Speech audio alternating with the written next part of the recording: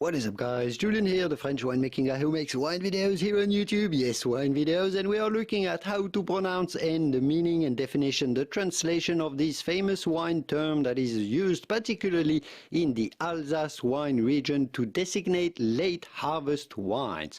Vendanges Tardives literally translates simply into late harvest. It is used for making when the late harvest wines are made from Riesling, Gewruztraminer, Pinot Gris, in particular in Alsace, but you will find Vendanges Tardives wines made around France, elsewhere outside of Alsace as well, because it literally means Vendanges Tardives. This is not exclusive to Alsace. How do you go about pronouncing this? Well, the S's are silent at both words, so do not pronounce them. Do not say Vendanges Tardives.